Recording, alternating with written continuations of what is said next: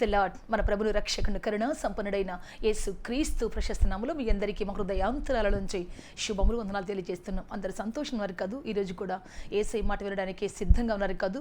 ఒక నూతనమైన వాక్యాన్ని దేవుడు ఈరోజు ఆరంభిస్తూ ఉన్నాడు.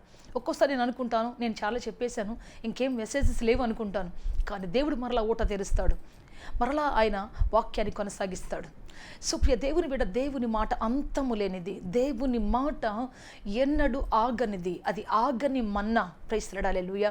ఈరోజు కూడా ఒక క్రొత్త మన్నాను మనం భుజించబోతూ ఉన్నాం, క్రొత్త సరికొత్త వాక్యాన్ని వినబోతున్నాం. ఈరోజు మన ప్రాణాత్మ దేహాలను తెప్పరిలా చేసేటువంటి దేవుని దూరదేశపు సందేశం, చల్లని నీటి వంటి సందేశం మన మీద కురవబోతూ ఉన్నది.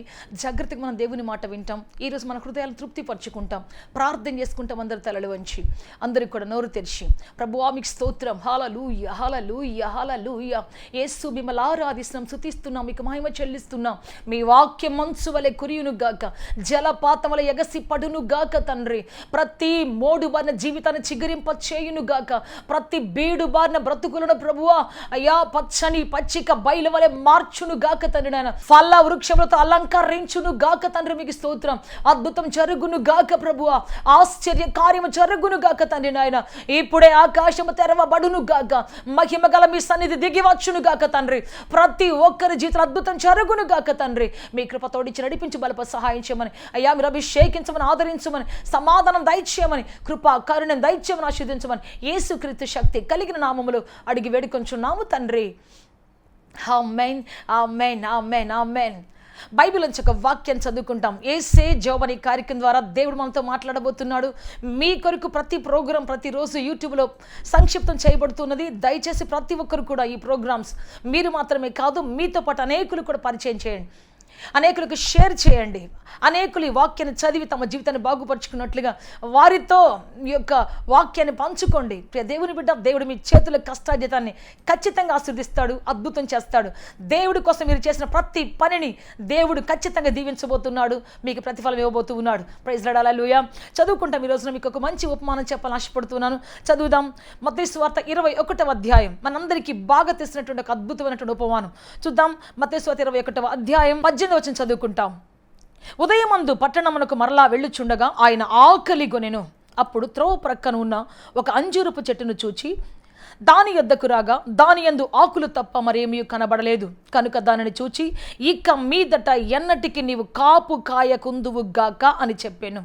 తక్షణమే ఆ అంజూరపు చెట్టు ఎండిపోయెను. ఈ యొక్క విషాదమైనటువంటి మరి ఎగ్జాంపుల్ చూస్తున్నప్పుడు చాలా బాధ అనిపిస్తుంది.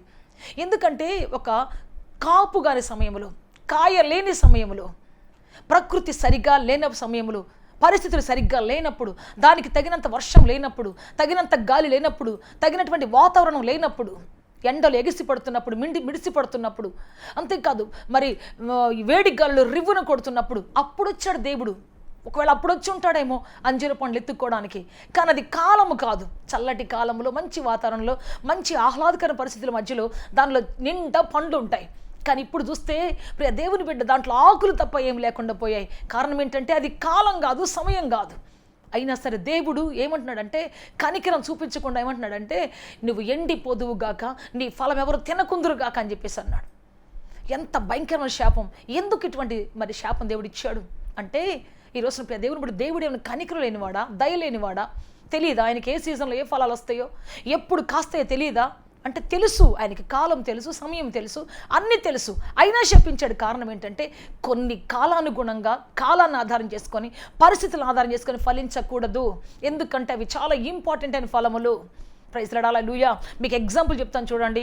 మనకు సూర్యుడు పగలే అవసరం, మనకు చంద్రుడు రాత్రి అవసరం, కానీ గాలి ఎప్పుడూ అవసరం. గాలి కాసేపు స్తంభించి, అయ్యా నేను రాలేనయ్యా, నాకు బాగలేదయ్యా, అయ్యా నేను రాలేనయ్యా, నాకు చాలా అడ్డు ఉందయ్యా, నాకు చాలా ఆటంకాలు ఉన్నాయ్యా, నేను రాలేనయ్యా, నాకు పర్వతాలు అడ్డుగా ఉన్నాయి, లేకపోతే పెద్ద పెద్ద చెట్లు అరణ్యాలు అడ్డుగా ఉన్నాయి, నేను రాలేనయ్యా అంటే చెప్పండి, జరుగుతుందా? ఆ రోజు జనజీవన సమితి సాగుతుందా? మనుషులు బ్రతుకుతారా?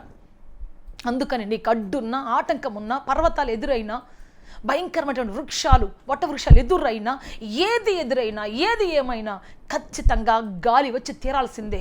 ఎందుకంటే గాలి లేకపోతే మనిషి బ్రతకడు, గంటసేపు బ్రతకడు. దేవుని బిడ్డ నిమిషాలను చనిపోతాడు. ఈ మానవాళి మొత్తం దాని మీద ఆధారపడి ఉంది. ఎంత ఆధారపడిందంటే ఒక్క నిమిషం లేకపోతే బ్రతకలేనంతగా ఆధారపడింది. అందుకని గాలి సాకులు చెప్పడానికి వీలు లేదు, గాలి రాలేనని చెప్పడానికి వీలు లేదు. ఒకవేళ రాకపోతే దేవుడు తను సృష్టించినటువంటి సృష్టి ఏమైపోద్దంటే మొత్తం నిర్జీవం అయిపోతుంది. మీరు మీ శరీరాన్ని చూడండి, పని చేసేటప్పుడు మాత్రం మీకు చేతులు కావాలి, నడిచేటప్పుడు మాత్రం మీకు కాళ్ళు కావాలి కదా, మాట్లాడేటప్పుడు మాత్రం మీకు నోరు కావాలి, చూసేటప్పుడు మాత్రం మీకు కళ్ళు కావాలి, వినేటప్పుడు మాత్రం మీకు చెవులు కావాలి. కానీ పడుకున్నప్పుడు ఇవేం అవసరం లేదు, నీకు ఖాళీగా కూర్చున్నప్పుడు ఇవేం అవసరం లేదు, నువ్వు విశ్రాంతిగా పడుకున్నప్పుడు ఇవేమి పని చేయాల్సిన అవసరం లేదు. కానీ నీ గుండె మాత్రం నువ్వు నిద్రపోయినా, నించున్నా, కూర్చున్నా, మాట్లాడుతున్నా, ఎటు వెళ్ళినా, ఏం చేస్తున్నా ఖచ్చితంగా నీ గుండె కొట్టుకోవాల్సిందే. తల్లి గర్భంలో మొట్టమొదటి ఆరంభమయ్యేది గుండె చప్పుడు. ఇన్ కేసు హార్ట్ బీట్ సరిగ్గా లేకపోతే డాక్టర్ చెబుతుంది అర్జెంటుగా గుండె రిమూవ్ చేసేయండి అంటది కదా. అంటే దేవుని బిడ్డ, దేవునికి కొంతమంది హార్ట్ బీట్ లాంటి వాళ్ళు ఉన్నారు. ప్రైజ్ ద లార్డ్, హల్లెలూయా. ఎవరిని ఎక్కువగా దేవుడు శిక్షిస్తాడు, ఎవరిని ఎక్కువగా దేవుడు పరుగులు తెప్పిస్తాడు అంటే, ఎవరిని ఎక్కువగా దేవుడు కోపంగా పిలుస్తాడంటే తన హార్ట్ బీట్ లాంటి వాళ్ళు కొంతమంది ఉన్నారు, తన హృదయ స్పందన లాంటి వాళ్ళు కొంతమంది ఉన్నారు, గాలి లాంటి వాళ్ళు కొంతమంది ఉన్నారు, ఆయన ఊపిరి లాంటి వాళ్ళు కొంతమంది ఉన్నారు. మోషే దేవునికి ఊపిరి లాంటివాడు, మోషే దేవునికి గుండె చప్పుడు లాంటివాడు, మోషే అనేటువంటి వ్యక్తి దేవునికి స్వరం లాంటివాడు. ప్రియ దేవుని బిడ్డ, అయితే మోషే ఒకసారి ఏమన్నాడో తెలుసా? ద్రోహులారా, మీకోసం మేము అద్భుతాలు చేయాలా, ఆశ్చర్యకాలు చేయాలని చెప్పేసి తాను 40 సంవత్సరాలు నడిపించినటువంటి ఇజ్రాయేలీల్ని ఒకసారి అనగానే దేవుడు అన్నాడు, ఏమన్నాడు తెలుసా? ఇక మీట నీవు ఆ యొక్క వాగ్దాన దేశం చూడకుందువుగాక అన్నాడు. ఇక మీట ఆ దేశాన్ని నువ్వు చూడకుందువుగాక. అంతే, అక్కడే ఆగిపోయాడు ఆయన. ప్రియ దేవుని బిడ్డ, దావీదు యుద్ధానికి వెళ్ళిన కాలంలో యుద్ధానికి వెళ్లకుండా పాపాన్ని చూస్తూ పాపంలో ఎంజాయ్ చేస్తున్న సమయంలో దేవుని ప్రవక్తను పంపి ఇక మీదట నువ్వు ఏ విజయం పొందుకుందువుగాక అని చెప్పేశాడు. ఇంకా ఆ తర్వాత మనం దావీదు జీవితంలో విజయాలు చూడలేదు. మోషే జీవితంలో నెక్స్ట్ యాత్ర లేదు.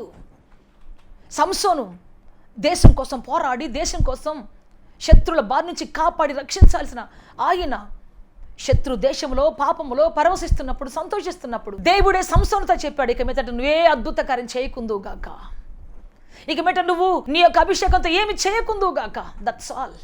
ఇంకా ఆ తర్వాత మనము ఆ బాబేలు గోపురం, బాబేలు కాదంటే ఆ దాగోను గుడి కూలిపోయిన తర్వాత ఇక మనం ఎక్కడ సంసోను యొక్క ఆనవాళ్ళు మనం చూడలేకపోయాం, సొలొమోను యొక్క ఆనవాళ్ళు చూడలేకపోయాం. ప్రియ దేవుని బిడ్డ, కొందరు దేవునికి హార్ట్ బీట్ లాంటి వాళ్ళు, కొందరు దేవునికి ఆయన మనస్సు లాంటి వాళ్ళు, ఆయనకు ఊపిరి లాంటి వాళ్ళు. అంతా ఆయన దేవుడి వాళ్ళ మీద అంతగా దేవుడు వాళ్ళ మీద ఆధారపడి ఉన్నాడు. దేవుడి మీద మనం ఆధారపడటం వేరు, కానీ దేవుడు కూడా మన మీద ఆధారపడటం అనేది ఎంత గొప్ప విషయం. ఇజ్రాయేలీలందరూ నడవటానికి దేవుడు మోషే మీద ఆధారపడి, మోషే ఇలా చెప్పు, అలా చెప్పు, అలా చెయ్యి, ఇలా చెయ్యి అని చెప్పేసి నడిపిస్తూ జాగ్రత్తగా తీసుకొస్తున్నాడు. మోషే మీద దేవుని యొక్క మనస్సు, ఆయన ప్రాణాత్మ దగ్గర పెట్టుకుని నడిపిస్తూ ఉన్నాడు. ఇప్పుడు మోషే ఒక్క మాట అన్నాడు అనుకోండి, నిజానికి ఎందుకు అన్నాడు మోషే? ప్రియ దేవుని బిడ్డ, విసిగిస్తున్నప్పుడు అన్నాడు. వెంటనే ఎందుకు దేవుడు శపించాడు అంటే, మోషే మాట ఎటువంటి మాట తెలుసా? దేవుడిని సైతం కరిగించగలిగే మాట, దేవుడిని సైతం పశ్చాత్తాపడేట్టుగా చేయగలిగిన మాట. మోషే, నువ్వు తప్పుకో, ఈ ప్రజలందరూ చంపేస్తాను అంటే, ప్రభువా నీవు ఐగుప్తు దేశంలో ప్రజలకు పాలుతీలు ప్రవహించే దేశం ఇస్తానని, వాళ్ళని కాపాడుతానని బానిసత్వం తీసుకొచ్చావే, సముద్రాలు చీల్చావే, ఆ ప్రజలందరూ విన్నారు. ఆ దేవుడు తీసుకొని పోయి వాళ్ళని పాలుతీలు ప్రవహించే దేశంలో పెడతాడంట. కానీ ఇప్పుడు ఒకవేళ నువ్వు మధ్యలో చంపేస్తే ప్రజలు ఏమంటారయ్యా, శత్రువులు ఏమంటారయ్యా అని చెప్పేసి ఎక్స్ప్లెయిన్ చేసి వాళ్ళని చంపకుండా, దేవుని ఉగ్రత రాకుండా దేవుడికే చెప్పాడు మాట, వద్దయ్యా నీ కోపం వెనక్కి తీసుకయ్యా, మోషే నీకు రాళ్ళ నుంచి పిల్లలు పుట్టిస్తానయ్యా, నీకు జనాన్ని పుట్టిస్తాను, వీళ్ళని చంపేయని అంటే, వద్దు దేవా నిన్ను ఈ విధంగా అంటారు, నిన్ను ఈ విధంగా అవమానపరుస్తాడని దేవునికి ఎక్స్ప్లెయిన్ ఇచ్చినటువంటి వాడు. కానీ అదే నోటితో, ఏ నోటితో దేవునికే కోపాన్ని తగ్గించాడు, ఏ నోటితో దేవుడిని ఆలోచింపజేశాడు, ఏ నోటి మాటతో దేవుణ్ణే అవునా నిజమా అనిపించాడు, ఆ నోటితో ఇప్పుడు ద్రోహులారా అంటే చెప్పండి, అన్నిటికీ ఎంతో శక్తి ఉంది. దేవుణ్ణి ఆలోచింపజేసే శక్తి ఉంది. దేవుణ్ణి తన మాట వెనక్కి తీసుకోవడానికి, తన మాటను వెనకకు తీసుకోవడానికి చెప్పగలిగేంత సామర్థ్యం కలిగిన మాటతోటి ఇప్పుడు ద్రోహులారా అని తిడితే ఆ మాట వాళ్ళ మీద ఎంత బలంగా పనిచేస్తుంది. ఎవరో సాదాసీదా వ్యక్తులు మాట్లాడితే అది వేరే విషయం. ఒక అభిషిక్తుడు మాట చేత రాజ్యాలు కదిలించిన వాడు మాట్లాడితే, మాట చేత సముద్రాలు చీల్చినవాడు, మాట చేత బండలు చీల్చినవాడు ఈ రోజున ఒక తప్పు మాట మాట్లాడితే, ఒక చెడ్డ మాట మాట్లాడితే చెప్పండి, ఒకటే కదా మనం అనుకుంటాం, కానీ ఆ ఒక్క మాటే శక్తివంతంగా పనిచేస్తుంది. ఆ ఒక్క మాటే బండలు చీల్చిన మాట, ఆ ఒక్క మాటే సముద్రాలు చీల్చిన మాట, ఆ ఒక్క మాటే ఈరోజు మనుషుల్ని శపించదా, మనుషుల మీదకి శాపం తీసుకురాదా? అందువల్ల దేవుడు ఇంకా మీదట ఆ తర్వాత మోషే మాటను వాడుకోలేదని.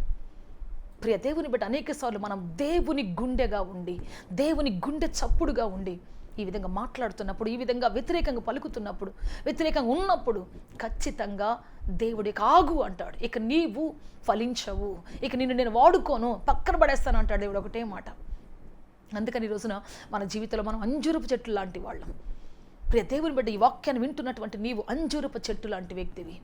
అందుకే కొన్నిసార్లు నీ జీవితంలో నేను ఇంత చిన్న మిస్టేక్ చేశాను, నాకు ఎంత పెద్ద పనిష్మెంట్ వచ్చింది ఏంటి, చిన్న పనినయ్యా నేను చేసింది, ఒక్క చిన్న మాట మాట్లాడానంతే, నాకు ఎంత పెద్ద శిక్ష.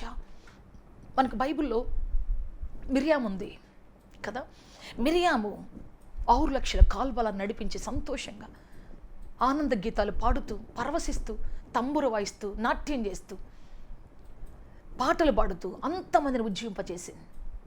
కానీ ఒక రోజున తన తమ్ముడైనటువంటి మోషే ముందు నిలబడి తన అన్నయ్య అహరోనుతో పాటు కలిసి మాట్లాడింది, నువ్వే ప్రవక్తవా, మేము ప్రవక్తలం కాదా? సంఖ్యాకాండ 12వ అధ్యాయంలో మాట్లాడుతుంది. నువ్వే ప్రవక్తవా, మేము ప్రవక్తలం కాదా? దేవుడు మా చేత పలికించలేదా? దేవుడు మా చేత మాట్లాడలేదా? నువ్వే పెద్ద ప్రవక్తవా అని చెప్పేసి మాట్లాడింది. ఇమ్మీడియట్గా ఆమె మీదకి ఒక భయంకరమైన పనిష్మెంట్ వచ్చింది. పసి బిడ్డలాగా ఆమె ఎట్లయిపోయిందంటే, తల్లి గర్భం అప్పుడే సగం తినేసిన బిడ్డలాగా ఆమె శరీరం అంతా కుష్టు పట్టిపోయి భయంకర పరిస్థితికి వచ్చేసింది. ప్రియ దేవుని బిడ్డ, ఆమెను చూసిన వెంటనే వాళ్ళు చూడలేక కళ్ళు మూసుకున్నారు. ఇద్దరు బోర్ల పడ్డారు, అన్నదమ్ములు ఇద్దరు బోర్ల పడి, అయ్యా అయ్యా మిరియామును క్షమించయ్యా, మిరియామును క్షమించయ్యా. వాళ్ళు ఏడ్చిన ఏడుపుకు దేవుడు అంటున్నాడు, ఈమెను పాళెం వెలుపు తీసుకొని పోయి వాళ్ళ తండ్రి ముఖం మీద ఉమ్మేసి వారం రోజులు ఊరి బయట ఉంచితే అప్పుడు నేను మళ్ళా పాళెంలో రప్పిస్తాను అంటాడు.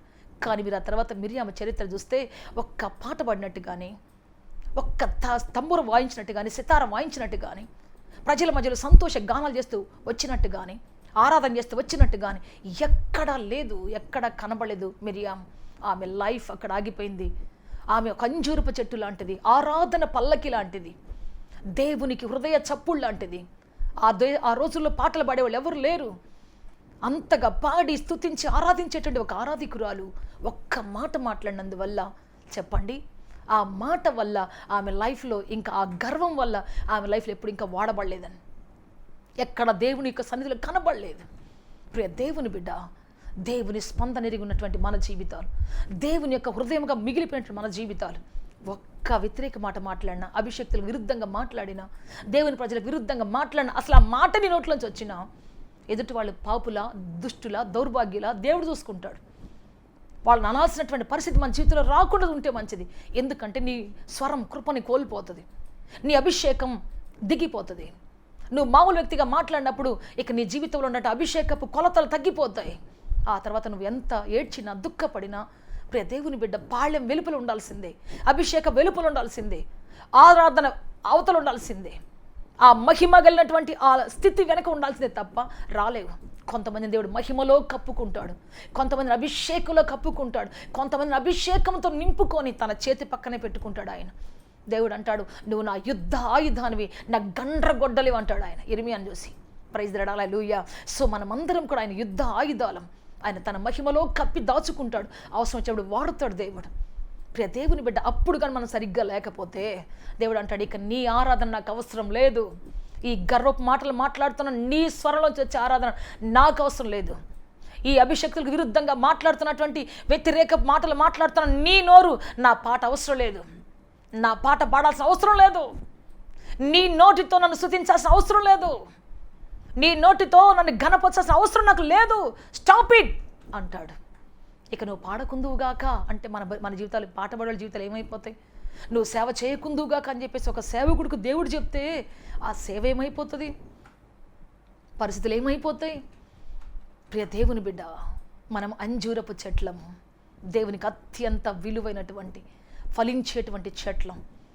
కాబట్టి ఒక్కసారి మన జీవితంలో దేవునికి విరుద్ధమైన కార్యాలు కనబడినప్పుడు ఇక తర్వాత మనం ఆ అభిషేకాన్ని, ఆదిలోని అభిషేకాన్ని చూడలేం. బైబిల్ చెబుతుంది, నీతిమంతుడు 7 సార్లు పడినా లేస్తాడు. కానీ మొదట ఉన్న మహిమను 7వసారి పడి పడి పడి లేస్తే అతనికి మహిమ ఉంటుందా? మొదట ఉన్న పేరు అతనికి ఉంటుందా? ఆమెకుంటుందా? మొదట ఉన్న ఘనత ఆమెకుంటుందా? కాబట్టి ప్రియ దేవుని బిడ్డ, మొదటి మహిమ, మొదటి ప్రేమ, బైబిల్ చెబుతుంది, నువ్వు మొదటి ప్రేమను కోల్పోవద్దు.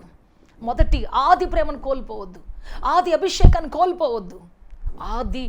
ఆదిలో ఉన్నటువంటి ఆ తృష్ణ, దాహం కోల్పోవద్దు. కోల్పోయిన తర్వాత పడి లేచి నీకు మహిమను కోల్పోయి నువ్వు ఎక్కడో ఉంటావు, కానీ ఏదో బ్రతుకుతున్నట్టు ఉంటావు, కానీ నీకు ఆ ఘనత ఉండదు, మొదటి ఘనత ఉండదు, మొదటి కృప ఉండదు నీ మీద. అందుకే ప్రియ సహోదరుడా, మనందరం కూడా దేవుని చేతిలో వాడబడే గొప్పవరం కాబట్టి, దేవుని చేతిలో ఉన్నటువంటి గొప్ప ఆయన బిడ్డలం కాబట్టి, ఎప్పుడు కూడా దేవునికి విరుద్ధంగా మనము పిలుపును దాటి, మన అభిషేకాన్ని పక్కన పెట్టి, మన బాధ్యతను పక్కన పెట్టి అనవసరమైన మాటలు మాట్లాడుకుంటూ అనవసరమైనటువంటి వాటిని ప్రకటిస్తూ వెళ్ళినట్టయితే మన జీవితంలో ఇక దేవుడు వాడుకోడు, పక్కన పడేస్తాడు అంతే. ఇక నువ్వు నాకు అవసరం లేదని చెప్పేస్తాడు ఒకటే మాట. ప్రియ దేవుడు, అందుకని ఈరోజు మనం చెప్పాలి, నో ప్రభువా, ప్రపంచం ఏమైపోతుందో, ప్రపంచం ఎవరు ఎటు నడుస్తున్నారు, ఎవరు ఏం చేస్తున్నారు, నాకు అవసరం లేదు ప్రభువా, నేను మాత్రం నీ వైపు నడుస్తాను, నేను మాత్రం నా పరిశుద్ధతని నేను చూపిస్తాను ప్రభువా, నేను మాత్రం నీ మహిమలు బ్రతుకుతాను, నేను మాత్రం నీ కట్టడలో జీవిస్తాను, నేను మాత్రం ప్రభువా నువ్వు చెప్పింది 100% చేసుకుంటూ పోతాను ప్రభువా, నేను మాత్రం నా మట్టుకైతే ప్రభువా నువ్వు చెప్పింది చేసుకుంటా, నీ మార్గంలో నీకు ఇష్టమైన విధంగా నువ్వు చెప్పిన పద్ధతిలో నడుచుకుంటూ వెళ్తాను ప్రభా. నన్ను అభిషేకించు ప్రభా, నన్ను నీ కృపతో నిలబెట్టు ప్రభా, నన్ను నీ దయతో నిలబెట్టు ప్రభా అని చెప్పేసి మనం అడగాలి. చాలాసార్లు ప్రతి ఒక్కరు వాళ్ళు ఏం చేశారు, వీళ్ళు ఏం చేశారు, వాళ్ళ సేవ చూడు ఎట్లుందో, వీళ్ళ సేవ చూడు ఎట్టుందో, వాళ్ళ బ్రతుకు చూడు ఎట్టుందో, వీళ్ళ బ్రతుకు చూడు ఎట్టుందో. చాలాసార్లు మనం అటు చూసి త్రోవ పక్కన పడి విత్తనం ఉంటుంది, ఒకటి త్రోవ పక్కనే పడి ఉంటుంది. ఆ త్రోవలో వచ్చే వాళ్ళందరం చూస్తుంటుంది, వీళ్ళెంత వాళ్ళెంత, వీళ్ళు ఎటువంటి వాళ్ళు ఎటువంటి వాళ్ళు, చూసి చివరికి ఏమైపోద్ది అంటే ఇత్తనం అంతా కూడా చివరికి ఆకాశ పక్షులు పాలైపోతుంది, సాతాను పాలైపోతుంది. ప్రియ దేవుని బిడ్డ, అయితే మట్టి కింద పడినటువంటి గింజ 100 అంతలు ఫలించింది. ఎవరిని చూడకుండా దేవుని మాత్రమే చూస్తూ, దేవుని చిత్తాన్ని మాత్రమే పట్టుకొని, ప్రభువా నేను ఎదగాలి, నేను భూమిని పెకిలించుకుని బయటికి రావాలి, ఎదగాలి, ఫలించాలి, విస్తరించాలి, నీడనివ్వాలి, ఫలాలు ఇవ్వాలి, పుష్పాలు ఇవ్వాలి, ప్రభువా మీరు నాకు ఏమివ్వమని నన్ను పాతారో, ఏమివ్వమని నన్ను భూమిలో పెట్టారో, నీ కృపలో దాచావో, అదిగో ప్రభువా నేనేం చేయాలి అదే చేసుకుంటూ వెళ్ళిపోతాను ప్రభువా. ప్రైజ్ లార్డ్, హల్లెలూయా. ఎప్పుడైతే నువ్వు ఆ విధంగా ఉంటావో ప్రియ దేవుని బిడ్డ, కాలమైన అకాలమైన, కొన్నిసార్లు మనకి కాలాలు సరిగ్గా లేకపోవచ్చు, కొన్నిసార్లు మన పరిస్థితులు బాగలేకపోవచ్చు, సమయం సరిగ్గా లేకపోవచ్చు, మనకు ప్రియ దేవుని బిడ్డ వ్యాధుని మంచంలో పడితే ఆ టైంలో వచ్చారు ప్రార్థన చేయించుకోవడానికి. ఎలీషా ప్రవక్త మరణకరమైన వ్యాధితో మంచంలో ఉన్నప్పుడు అప్పుడు వచ్చాడు రాజు. ఆయన ప్రాణంతో కొట్టుకులాడుతూ ఉన్నాడు, నొప్పి బాధతో కొట్టుకులాడుతుంటే అప్పుడు వచ్చాడు. నేను రెస్ట్లో ఉన్నాను, నేను బలహీనతలో ఉన్నాను, మళ్ళీ రాబో, తగ్గిన తర్వాత రాబో అని చెప్పలేదు. వెంటనే ఇదిగో బాణం తీసుకో, కొట్టో అన్నాడు. అతను కొట్టిన తర్వాత 2-3 సార్లు కొట్టి వదిలేసిన తర్వాత, అయ్యో నువ్వు ఎక్కువ సార్లు కొడితే బాగుండేది, నీ మీదకి వచ్చే శత్రువును చంపేసేవాడు, సమూల నాశనం చేసేవాడు, ఇప్పుడు తక్కువ సార్లే కొట్టి ఆపేసావు కాబట్టి తక్కువ సార్లే జయిస్తావు నువ్వని చెప్పాడు. సో దేవుని బిడ్డ అంటే తనకు వ్యాధి వచ్చినా, తనకు బలహీనత వచ్చినా, తన ఎముకలు మరి నలిగిపోయేటువంటి పరిస్థితి వచ్చినా, రాజు వచ్చినప్పుడు ఖచ్చితంగా అతనికి జవాబు చెప్పాలి, ఖచ్చితంగా అతను ప్రవచనం చెప్పాలి, ఖచ్చితంగా ఏం జరగబోతుందో ఆ రాజ్యంలో అతను చెప్పి తీరాలి. నాకు బాగాలేదు, నేను చెప్పలేను అంటానికి లేదు, ఇది నా కాలం కాదు, నేను చెప్పే కాలం కాదు, నేను మౌనంగా పడుకునే కాలం, నేను రెస్ట్ తీసుకునే కాలం, నేను ఎవరికి చెప్పను, నేను ఏ ప్రవచనం చెప్పను అని చెప్పడానికి లేదు, ఖచ్చితంగా చెప్పి తీరాల్సి వచ్చింది ఎలీషాకి. ప్రైజ్ లార్డ్, హల్లెలూయా, హల్లెలూయా. ఎస్ ప్రియ దేవుని బిడ్డ, అందుకే కాలం ఏదైనా, పరిస్థితులు ఏమైనా ఖచ్చితంగా మనం లేచి నిలబడాల్సిందని చెప్పి దేవుడు చెప్తూ ఉన్నాడు. సో ఎలీషా ప్రవక్త చెప్పొచ్చు, నాకే బాగలేదయ్యా, నీ గురించి నేనేం చెప్తానయ్యా. చూద్దాం అసలు ఎటువంటి పరిస్థితులు ఉన్నాడు ఆయన, చూద్దాం. 2వ రాజుల గ్రంథం 13వ అధ్యాయం 14 వచనం చదువుతున్న చూడండి. అంతటా ఎలీషా మరణకరమైన రోగము చేత పీడితుడై ఉండగా ఇజ్రాయేలు రాజైన యెహోయాషు అతని యొద్దకు వచ్చి అతని చూచి కన్నీళ్లు విలుచుచు, నా తండ్రి ఇశ్రాయేలు వారికి రథమును రౌతులను నీవే అని ఏడ్చాను. అందుకు ఎలీషా, నీవు వింటిని బాణములను తీసుకోమని అతనితో చెప్పగా అతడు వింటిని బాణములను తీసుకొనెను. నీ చెయ్యి వింటి మీద ఉంచుమని అతడు ఇజ్రాయేలుతో చెప్పగా అతడు తన చెయ్యి వింటి మీద ఉంచినప్పుడు ఎలీషా తన చేతులను రాజు చేతుల మీద వేసి తూర్పు వైపున ఉన్న కిటికీని విప్పమని చెప్పగా అతడు విప్పాను. అప్పుడు ఎలీషా బాణము వేయమని చెప్పగా అతడు బాణము వేసెను. అతడు, ఇది యెహోవా రక్షణ బాణము, సిరియనుల చేతిలో నుండి మిమ్మును రక్షించు బాణము, సిరియనులు నాశనమగునట్లు నీవు అఫేకుల వారిని హతము చేయుదు అని చెప్పి బాణములను పట్టుకొమ్మనగా అతడు పట్టుకొనెను. అంతటా అతడు ఇజ్రాయేలు రాజుతో నేలను కొట్టుమనినప్పుడు అతడు ముమ్మారు కొట్టి మానెను. అందు నిమిత్తము దైవజనుడు అతని మీద కోపగించి, నీవు 5 మార్లైనను 6 మార్లను కొట్టిన ఎడల సిరియనులు నాశనమగు వరకు నీవు వారిని హతము చేసి ఉందువు, అయితే ఇప్పుడు ముమ్మారు మాత్రమే సిరియనులను ఓడించేదమని చెప్పాను. చూడండి దేవుని బిడ్డ, ఎలీషా మరణకరమైన రోగము చేత పీడించబడుచు ఉండగా, ఇక మరణానికి చాలా దగ్గరగా ఉన్నాడు. శరీరం అంతా కుళ్ళిపోయి ఉంటుంది, శరీరం అంతా మరి ఎముకలన్నిటి దగ్గరికి చర్మం వచ్చేసి ఉంటుంది, అస్థిపంజలాగా ఉండుంటాడు, తినలేడు, తాగలేడు, గట్టిగా మాట్లాడలేడు, అటువంటి పరిస్థితి వచ్చేసి ఉంటుంది. మంచాన పడిపోయి మంచానికి అతుక్కుపోయి ఉండుంటాడు. అయితే అట్లాంటి సమయంలో రాజు వచ్చి ఏడుస్తున్నాడంట, అయ్యో నా తండ్రి ఇశ్రాయేలులకు రథములు రౌతులు నీవేనయ్యా, అయ్యా చెప్పయ్యా అంటే, ఏం చెప్పానయ్యా, నాకే బాగలేదయ్యా, నా శరీరమే కాలిపోతుంది, నా ఎముకలే కాలిపోతున్నాయ్యా, నేనేం చెప్పాలయ్యా నీకు, నేను తగ్గి నాకు బాగుంటే అప్పుడు చెప్తాను, అప్పుడు దాకా నువ్వు ప్రార్థనలో ఉండిపో, అప్పుడు దాకా నువ్వు కనిపెట్టుకోపో, నాకు తగ్గాలి, అప్పుడు రావాలని, ఇప్పుడు నేనేం చెప్పలేను, నాకు ఓపిక లేదు, నా వల్ల కాదు అని చెప్పాలి. కానీ ఏమంటున్నాడు తెలుసా, కాలం కాదు అది. అతడు సరిగ్గా కూర్చొని ప్రవచనం చెప్పే కాలం కాదు, కూర్చొని సరిగ్గా దేవుని యొక్క మాట చెప్పే కాలం అస్సలు కాదు. నిలబడలేని పరిస్థితి, కూర్చోలేని పరిస్థితి, అన్నం తినలేని, నీళ్లు తాగలేని పరిస్థితి అది. కానీ ఇప్పుడు దేవుని బిడ్డ అంటున్నాడు, బాణం తీసుకో అని చెప్పేసి అతని చేతి మీద చేయి పెట్టి కిటికీ విప్పి బాణం వేయి అని చెప్పేసి అతని చేతిలో పెట్టి బాణాలు వేపిస్తూ ఉన్నాడు. ఇది యెహోవా రక్షణ బాణం, ఇది యెహోవా రక్షణ బాణము, సిరియనులను కాపాటకు సమర్థవంతమైనటువంటి యెహోవా బాణము కానీ అని చెప్పేసి ఆ బాణాలు వేయించాడు. అంతేకాదు, దాన్ని తిరిగి కొట్టు అన్నప్పుడు అతడు 3 సార్లే కొట్టాడు, మారు మాత్రమే కొట్టాడు. కోప్పడ్డాడంట, నువ్వు 5 సార్లు 6 సార్లు కొట్టేస్తుంటే నువ్వు సిరియన్లను సమూలంగా నాశనం చేసి ఉండేవాడివే, కానీ ఇప్పుడు 2-3 సార్లు మాత్రం జయిస్తావు, నీ శత్రువుల శేషం ఇంకా మిగిలే ఉంటుందని చెప్పాడంట. అంటే ఏంటి అంటే, ప్రియ దేవుని బిడ్డ, ఏ సమయంలో వచ్చినా, దేశానికి ఎప్పుడు అవసరం వచ్చినా, దేశానికి ఎప్పుడు ఆ రాజుకు అవసరం వచ్చినా, నా ఆరోగ్యం ఏంటి, నా బలం ఏంటి, నా బలహీనత ఏంటి, నా పరిస్థితి ఏంటి చూడడానికి లేదంట, చూడకూడదంట. నువ్వు దేశం కోసం పని చేయాల్సిందే. సైనికులు బలహీనులైన సైనికులు దేవుని బట్టి ఇంటికి వస్తారు, కొన్నిసార్లు హాలిడేస్కి వస్తుంటారు, అప్పుడే కొడుకు పుట్టుంటాడు, వాడిని చేతిలో తీసుకుంటాడు. ఒక సైనికుడి గురించి నేను చూశాను, 14 సంవత్సరాల తర్వాత కొడుకు పుట్టాడు ఆయనకి. ఆ కొడుకుని చేతిలో పట్టుకున్నాడు, నర్సు వచ్చింది, చేతిలో పెట్టింది, వాళ్ళ ఆవిడ ఇంకా మత్తులోనే ఉంది. అయితే వెంటనే ఫోన్ వచ్చేసింది, అర్జెంటుగా నువ్వు బయలుదేరరా, యుద్ధం జరుగుతోంది ఇక్కడ, బయలుదేరరా అనగానే ఆ బిడ్డను అట్లాగే చూసుకున్నాడు, నర్సు చేతిలో పెట్టాడు, అంతే. భార్య ముఖం చూశాడు, కళ్ళలో నీళ్ళు వచ్చేస్తున్నాయి ఆయనకి, వెళ్ళిపోయాడు. అట్లనే గేట్లోంచి వెళ్ళిపోయాడు. ఆ మధ్య ఒక సైనికుడు అనేక మందిని కాపాడడానికి వెళ్ళి ఆ బంకర్స్ అంతా కాలిపోయినప్పుడు ఆ సైనికుడు దేవుని బిడ్డ వాళ్ళతో పాటు వాళ్ళందరినీ కాపాడి ఆయన కాలిపోయాడు. అతని భార్య పెళ్ళై 4 నెలలే.